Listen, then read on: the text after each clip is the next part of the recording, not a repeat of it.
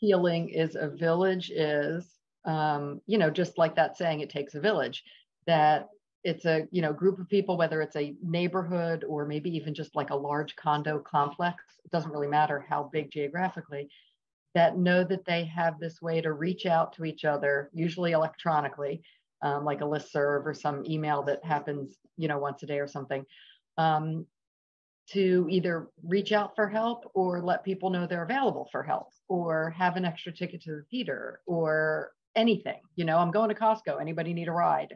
That kind of thing. That to me is what a village is. It's just slightly more organized than just random people reaching out to the universe, that it's this group of people that decide they want to be part of this village, and then know that they can communicate via a certain way to let their needs be known and let others with needs know they're there to help them. Folks that are probably retired and looking for things to do and ways to contribute, or folks that may not be retired but really want to reach out and do something to help their community, and matching them with people in their community that don't have access to services or need additional services. So to me, that's the value. Fills a gap. And then when you look at the opportunities to work with other agencies that are deliverers of service, and the opportunity to be a broker or a facilitator in assisting people in accessing those services, all that's an important part of creating a kind of a dynamic, integrated, in a way, multifaceted approach to helping people basically sustain in their community. Villages have the possibility of helping people really age at home. They really do, because if I'm not doing well and my community knows this, they can support me through to get better with a little bit of help, instead of me falling apart inside my apartment and nobody knowing about it. So I'm passionate about it from that point of view. We have a lot of really committed volunteers who honestly a shocking amount of really committed volunteers who are just show up whenever, and provide transportation, provide friendly companion services, both over the phone and in person, go grocery shopping for folks, do yard work, lots of yard work, do decluttering, cleaning, just an array of pretty much any non-medical thing. There's one client that someone provides meals for them every single week, and so it's really remarkable. So yeah, we do lots of different things for lots of different types of people. Yeah, for me, it means, is what I said earlier. It's more staying, being able to stay in your home, or at least move to an assisted living or independent living center in your community, so you're not being yanked out of let's say your ecosystem of friends and family and the things that you do. My mother, for example, and I'll keep using that as an example. The community she was in, they had a system of I'm going to call them volunteer taxis. I don't know if that's the right way to describe it, but they would pick you up and drop you off for your shopping.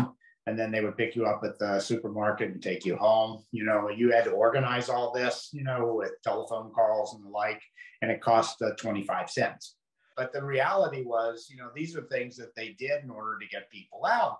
And she loved to play bridge, and her friends were very, I think, generous in allowing her to play bridge, even though her memory was going. And and she would go play bridge once a week with her friends, and she loved that. It was socialization. It was being able to see people. Otherwise she would be stuck at home.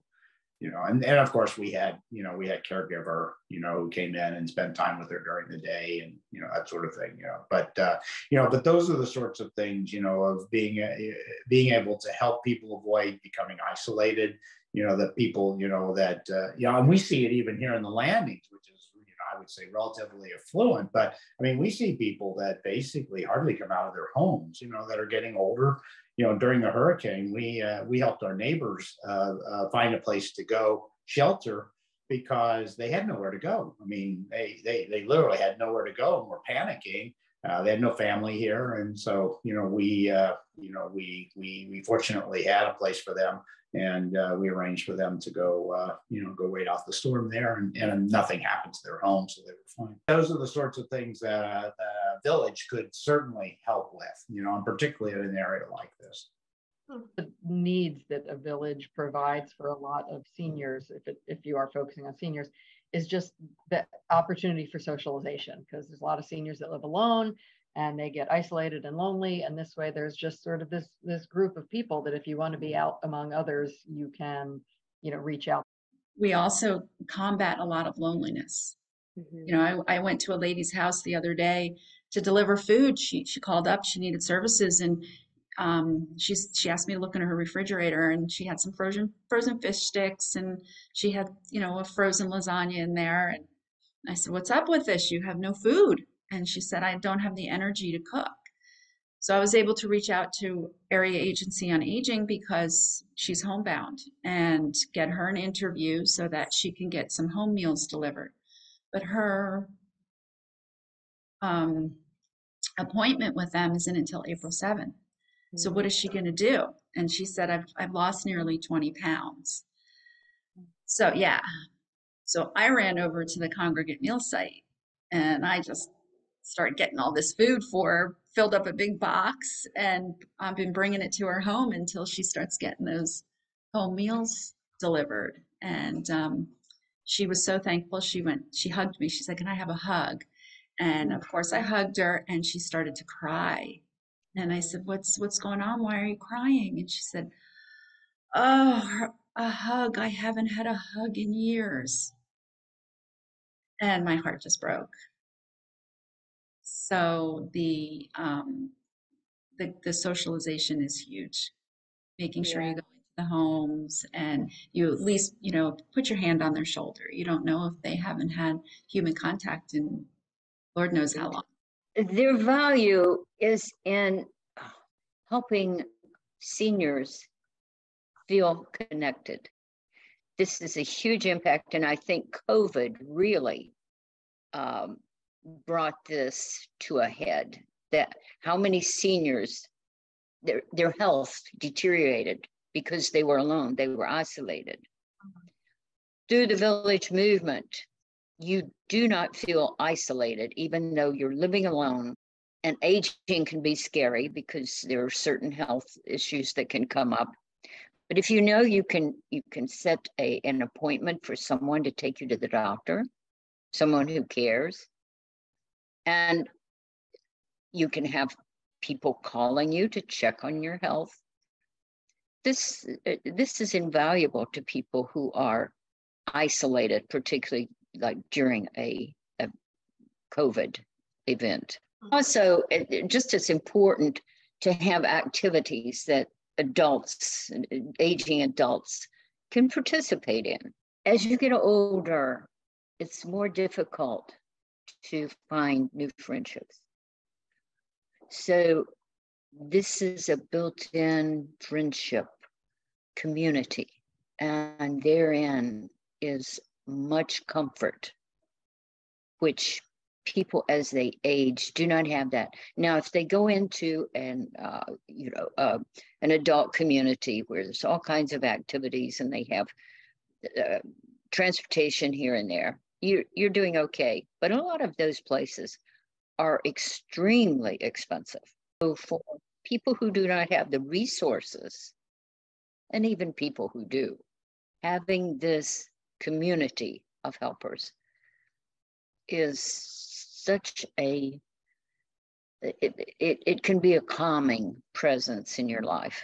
It could mean a lot of peace of mind as you enter into those years where you don't know if you're going to break a hip tomorrow or not. Having this supportive group, and you can call and say, "I don't have anybody here, My family is not here, but I need some help, and know that they're there to help you. That's their purpose. It's invaluable. From a personal perspective, like having an intergenerational neighborhood, having diversity in all ways, but having intergenerational neighborhood community is so important to ensuring that we continue learning, we continue expanding our understanding of the past, present, and future. I think there's just, there's a lot to be said for, like, you can really connect with people from different generations just based on interests. And I think a lot of times people think that if somebody's a different age than they are, then like, oh, you couldn't possibly be friends. But there are actually tons of studies that like age is typically not the biggest thing that makes someone want to be friends with somebody else, right? It's typically based on other factors. And so having the ability to engage with people across the spectrum of age is, I think, a really important piece of creating a community that's going to be able to, build kind of a future that, is enriching to everybody coming up in it. Villages are ways to connect people in communities, which allows them to thrive in their communities and to stay active and engaged for the rest of their lives, whether it be through activities or products or services. It's important for people to understand that villages can connect people in that way. I don't care if you're in middle school or if you're 80 years old. That's it's hard to do. Just walk in somewhere you've never been before. As a great example, when we just took this Paradise Center trip to Cuba, and we had an informational meeting way back in, I think, October, for people to come learn about the trip and see if it was something they were interested in and ask questions. And there were two people there in particular who were single women, both widows, who probably never traveled by themselves before.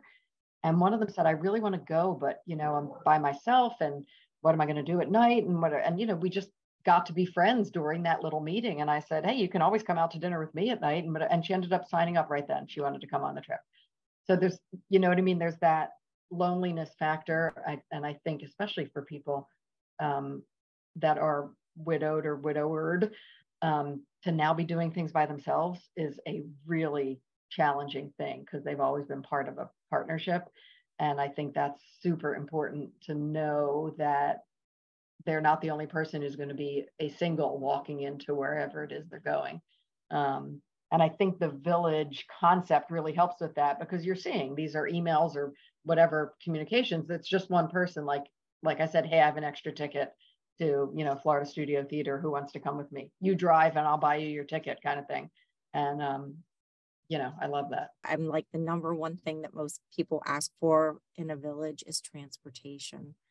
I think, and I don't think I'm thinking just beyond somebody needs a ride to the grocery store, because providing somebody a ride to the grocery store or whatever can give them so much more than that. I mean, it gives them interaction, it gives them time out in their community. So it's like it seems like something simple, but for somebody that can't drive anymore, a ride someplace, to get your hair done or whatever, it's just simple things, but it gives you more than just the ride. It gives you the ability to connect with community. And I know that that's people transitioning away from driving. There's, only so many options for people, and, and some people can't afford them. Not everybody can afford Uber and taxis and things like that. And I think that's another area that I think villages could be very helpful in, is that technology piece. Not that I'm fighting technology, but I get upset when we expect people to do things the way we want them to do them instead of doing them the way that they want to do them. But since COVID, technology and telehealth and that kind of thing is sort of here to stay. I know some counseling services that, 50% of their counselors won't even go back to in-person. They only want to do telehealth counseling. So, and I think some of it is because they can reach more people, appointments, driving, that kind of thing. So there is some benefit to it. So I think that we need to help some of our older adults embrace that technology and help make it a little bit easier for them. In these years of dealing with services for older adults, services for older adults is kind of, it hasn't gotta feel like helping kids with all of their potential. This is the downside of people's lives, and our society really has, it does not support older adults very well. And so I thought this concept was very, very good because it's people helping people. And it's very volunteer oriented. In fact, Village to Village Network calls it, and many villages call it volunteer driven. So I think that's a fabulous idea because, when I give to you, when I help you, I get something in return. And so the same thing. So, people helping people, connecting, learning, sharing, evolving, strengthening together in community, in a small group. Well, the neat thing about it is that people who get involved in it, one, either know they're going to need it at some point in their life, or they have already helped a loved one, a spouse or a parent, grandparent, so they understand what is needed and what people need, and they're willing to jump in and say, oh, I can do this. There's the more obvious value to the clients that we serve, right? Having the support, especially for folks who are less financially secure, it can be a huge boon. And the emotional security that comes with, just not feeling alone in the world. But there's a ton of value that our volunteers get. That I think supports a change in the culture because of the things like members also being volunteers. Now, in our case, we don't require it, but we really encourage it. And so people feel like they're not only getting services, but they're giving. And that makes people feel a lot better often. So it's very respectful. The village is very respectful of older adults. And we have been attracting mostly even older members. You meet a lot of people who say, oh, I don't need that. I don't need that yet, So then it's a matter of we change the discussion from needing to being interested in. Would you be interested in having someone come over and work with you to organize your closets? Or all these things are things that all of us would love to have someone come do that. The old culture is lack of respect, dignity, respect. And the new culture is dignity, respect, purposeful life, meaningful relationships, intergenerational relationships. So a very positive way to look at aging and to treat people who are aging. We're being excited that the whole village concept was making its way here because when people take the time to make it work, it really works.